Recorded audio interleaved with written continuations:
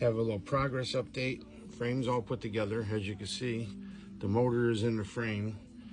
Fins are all polished. This is just a light I'm setting up to do a video here. You look down here, we got the slave clutch here. Behind the slave clutch here is where the gear shifter is right here. There's a few parts in here I got to replace. This particular bike had the false neutral, they call it, or fourth gear problem. And what that is the bike, when you're driving in fourth gear and you start going up a little bit of a grade, it kicks out of gear into neutral.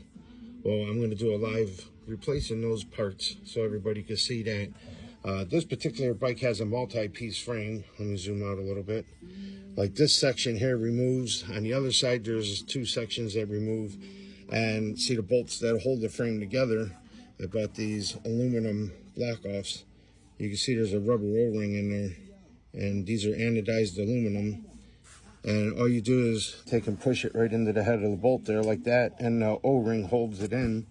And it gives it a nice finished look and hides the bolts. And the whole frame, I'll do that on the other side, all the bolts that you see here and everything. But as we're going, the fins come out nice with the polishing. That stupid little glare you're seeing is my garage light. It's up here. It just creates that light. But other than that, everything's here. It's ready to go to the next step, which would probably be putting the swing arm in, the shock, and all that stuff.